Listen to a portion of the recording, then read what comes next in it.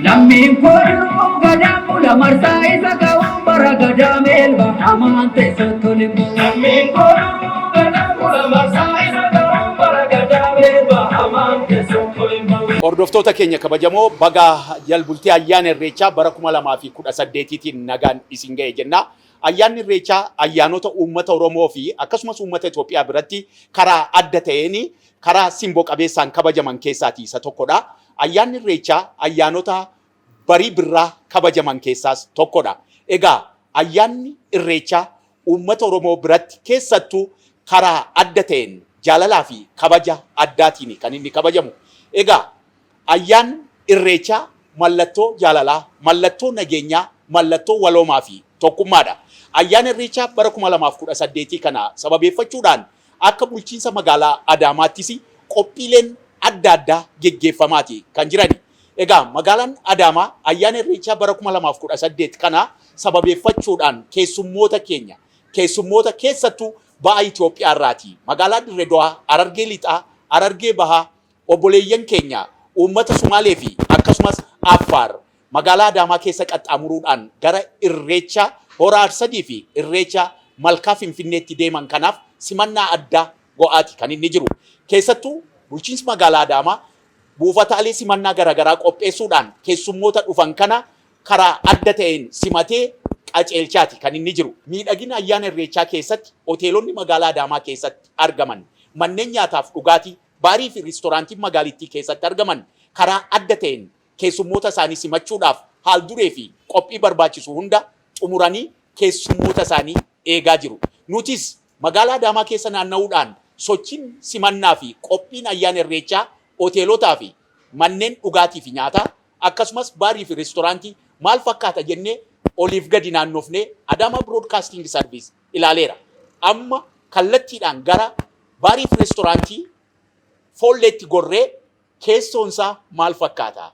Baarii fi riistooraantiin Foollee ayyaana irreechaa bara 2018 sababeeffachuudhaan keessummoota isaa haala kamiin simachuudhaaf qophaa'aa jira isa jedhuuf abbaa qabeenya hoteelaa baarii fi riistooraantii Foollee dargaggoo Abdii Abbuu wajjin waa'ee seenaa hundeeffamaa baarii fi riistooraantii Foollee akkasumas qophii ayyaana irreechaa bara 2018 sababeeffachuudhaan maal qophaa'aa jiru isa jedhu gabaabinaan isaan waliin turra, nu waliin tura. Qopheessaan qophichaa an Alamuu Hirphaati.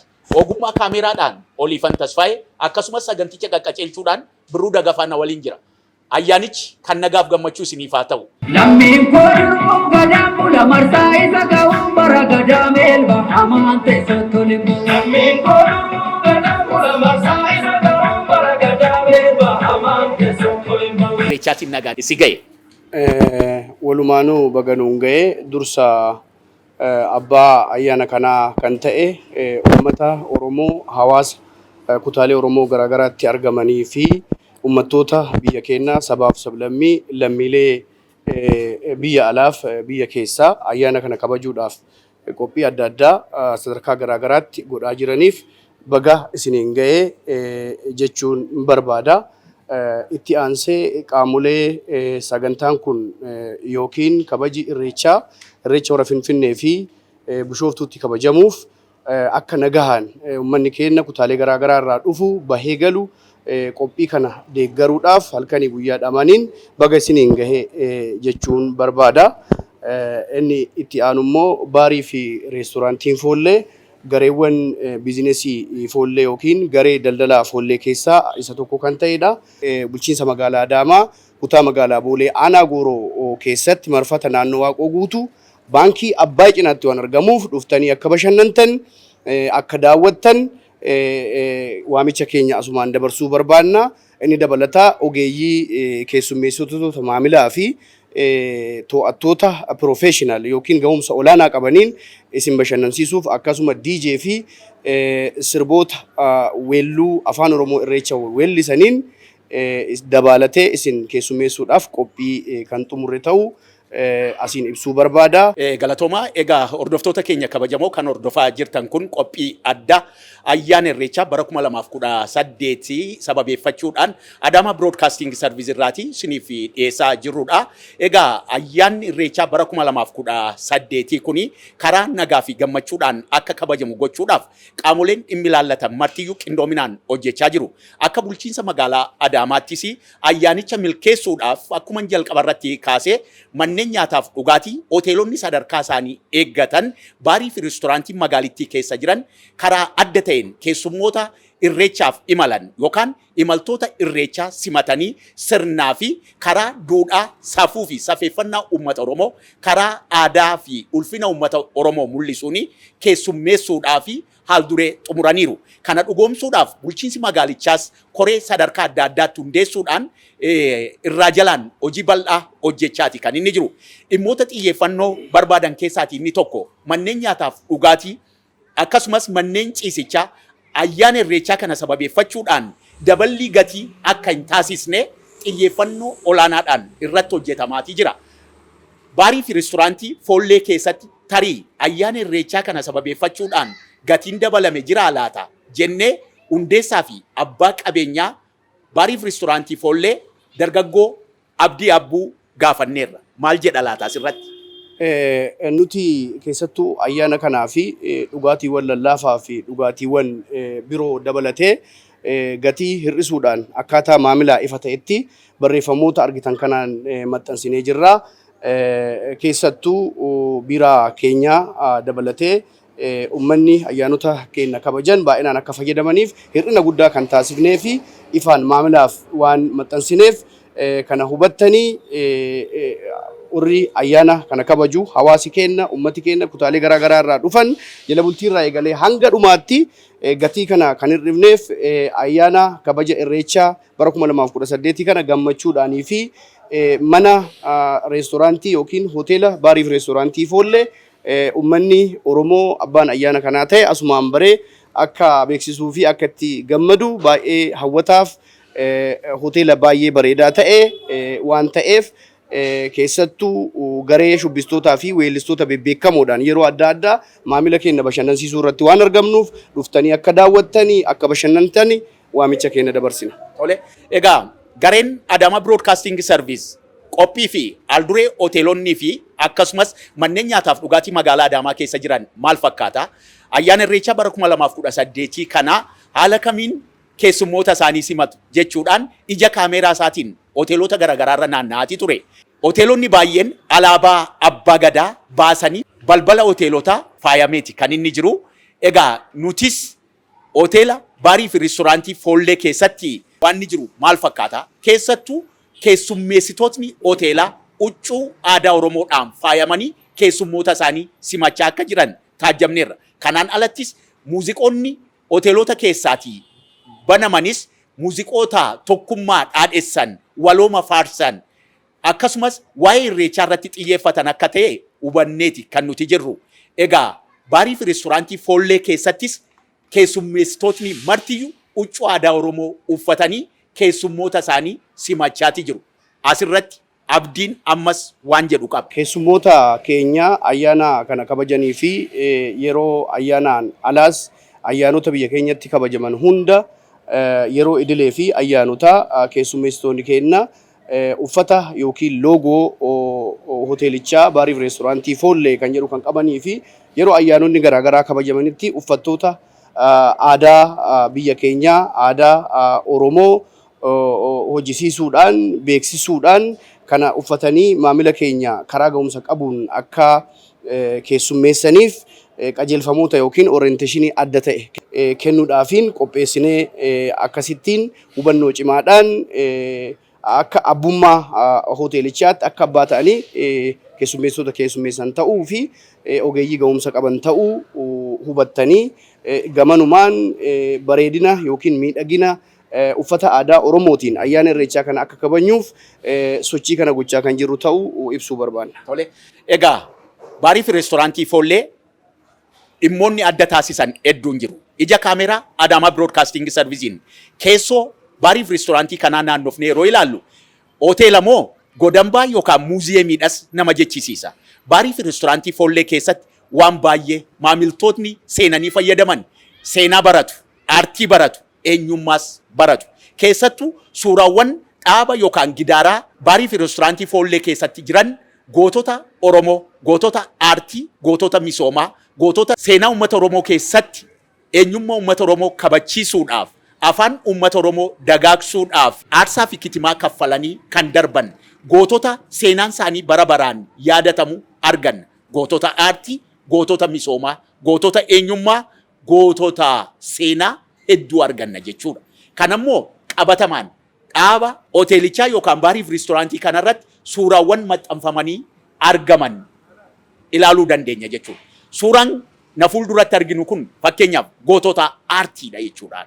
Aartii uummata Oromoo dagaagsuu keessatti, muuziqaa uummata Oromoo sadarkaa tokko ol kaasuu keessatti, eenyummaa uummatichaa, afaan, seenaa fi duudhaa uummatichaa dagaagsuu keessatti beekumsa qabaniin seenaa hojjetanii warra darban kanneen akka aartistii beekamaa jaallatamaa Laggasaa Abdii yookaan Abbaa Maseenqoo jedhamuudhaan kan beekamu.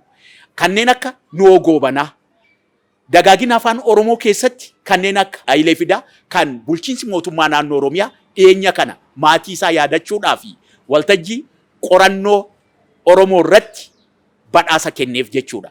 Hedduu arguu ni dandeenya. Baarii fi reestooraantii Foollee keessatti iddoowwan hawwata turizimii qabeenya uumamaa Oromiyaan qabdu, Itoophiyaan qabdus kan mul'isan ni jiru. Gaarreen Baalee irratti keessattuu Jeedalli Diimtuu kan mul'atu suuraan na fuulduratti, Gadamsi, iddoowwan uumamaa haaraa Wancii fi kanneen biroo hedduu arguu ni dandeenya. Egaa kana qofa miti, ammas kanneen lubbuudhaan jiran goototni seenaan isaan yaadatu, geggeessitoonni seenaa hojjechaa jiranis suuraa isaanii gootota jijjiiramaa hedduu argachuu dandeenya. Suuraa isaanii asuma baarii fi reestooraantii Foollee kana keessatti jechuudha. Egaa asirratti ammas akkamitti suuraawwan kana gurmeessuu fi qindeessuu dandeesse jennee Abdii Abbuu gaafanneerra. Maal jetta? Akkuma isin hubattanitti suuraawwan kunniin suuraawwan callifamanii maxxanfamanii miti. Foollee baarii fi reestooraantiin Foollee dhaabbata yookiin garee biizinesii daldalaa baay'ee sabboonaa ta'ee fi miira sabboonummaa cimaadhaan suuraalee kanneen yoo argitan suuraan hoteelota bebbeekamoo kanneen akka riizoortii Soodaree, goda hambaa adda addaa kan maxxansinee fi uummanni keenya dhimmoota akkasii irratti haamilee horatee deeggarsa cimaadhaan wanta akkana akka jajjabeessuuf ka'umsa keenyaa fi baasima keenyaan kan maxxansine ta'uu ibsuu barbaanna. Suuraan kunniin yeroo dheeraaf turuu kan danda'an akkaataan hojii isaa ogeeyyii ciccimoo waan kana hojjetan manneen maxxansaa cimaa filannee baasii guddaadhaan kan maxxansine ta'uu fi maamilli keenya yeroo idileef ayyaanaa dhufu suuraawwan kanneen gammadee baay'ee hawwataa waan ta'eef ilaalee suuraa kaafatee keessattuu qophiiwwan adda addaa qophii eebbaa, qophii guyyaa dhalootaa, qophiilee garaagaraa ayyaanota dabalatee maamilli keenya bifa kiraatiin addaraasha yookiin kutaa waltajjii dabalatee kutaalee VIP yookaan namoonni adda ta'an itti bashannanan kireeffatanii kan itti tajaajilamanidha jechuudha. Suuraawwan kunniin yoo argitan kana qofa miti, goda hambaan yookiin gootonni uummanni Oromoo qabu, biyyi Itoophiyaa kun qabu haayilaayitii isaa fudhannee bifa kanaan akkaataa ga'uun mooraan guutuun isuma argitanii jirtu. So kana akka uummanni keenya ayyaana irreechaa kana kabaju daawwatee akka beeksisu gahee keenya bahachuudhaa fi jaalala gootota kanneenii, gootota aartii, gootota waraanaa, gootota siyaasa biyya kanaa geggeessaa jiran maxxansinee uummataaf akka banaa ta'u, akka itti bashannanuuf kaayyoon isaa kanumadha. Inni biraa kana booda immoo bifa diijitaal ta'een suuraalee kanneen beeksisuu yookiin slide show iskiriiniidhaan pirojekteriidhaan maamila keenya bashannansiisaa beeksisaa bifa kanaan itti deemuudhaaf qophii xumurreerra. Suuraawwan kanaan wal qabatee koomishiniin turizimii bulchiinsa magaalaa Adaamaa dhufee daawwachuudhaan baariif reestooraantii foollee kanaaf sadarkaa kenneefii jira. Baay'ee gammadanii waraabbatanii sadarkeessanii baariif reestooraantiin foollee karaa koomishinii turizimii Oromiyaatiin illee beekamtii kan qabu ta'uu asumaan ibsuu barbaanna. Tole egaa hordoftoota keenya kabajamoo qophiin keenya ammas akkuma itti fufetti jira.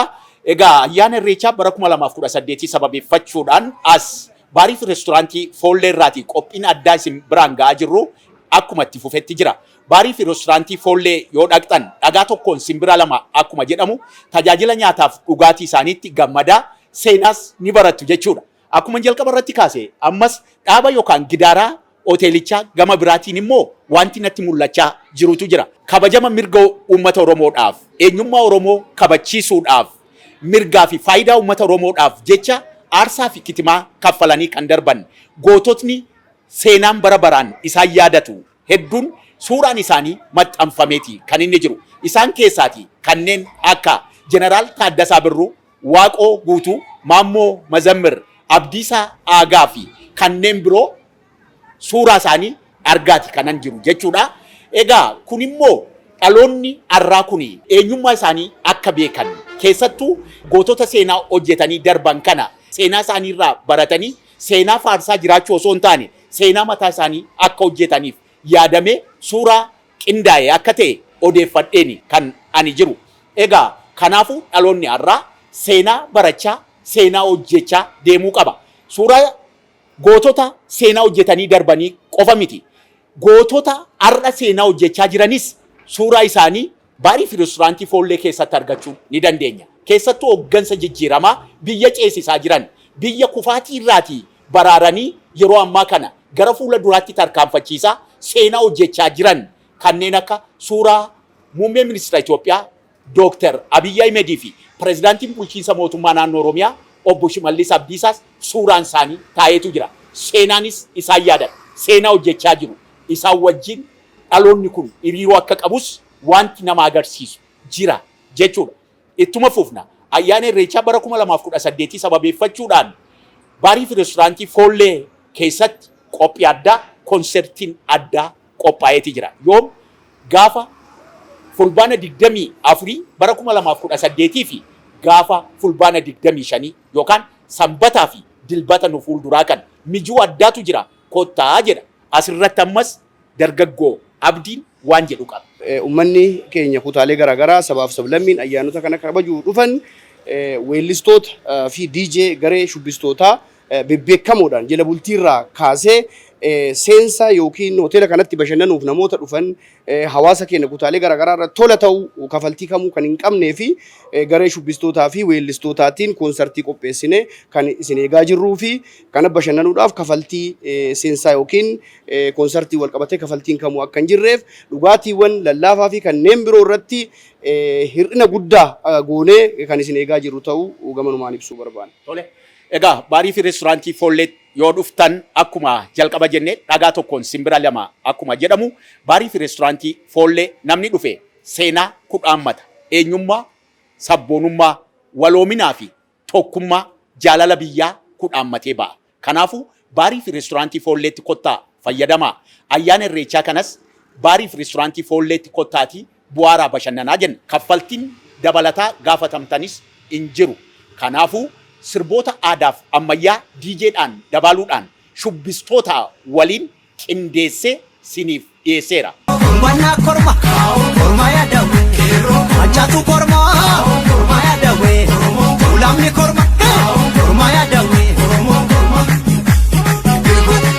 Egaa ayyaanni Irreechaa kuni ayyaana uummata Oromoo qofa osoo hin taane ayyaana sabaaf sablammootaa fi uummattoota Itoophiyaas ta'aa dhufeera yeroodhaa gara yerootti jechuudha. Kanaafuu hoteelonni magaalaa Adaamaa keessatti argamanis walooma cimsuuf tokkummaa cimsuudhaa fi sabaaf sablammootaa fi uummattoota Itoophiyaa obboleeyyan isaanii uummata Oromoo wajjin ayyaanicha irratti argamanii kabajachuudhaaf abbaa jilichaa ta'an kanas karaa adda ta'een gammachiisuudhaaf fedhii isaanii karaa bu'uureffateen keessummeessaati kan isaan jiran. Kanaafuu as keessa baariif reestooraantii foollee keessattis sirboonni sabaaf sablammootaa garagaraas DJdhaan ni banamu.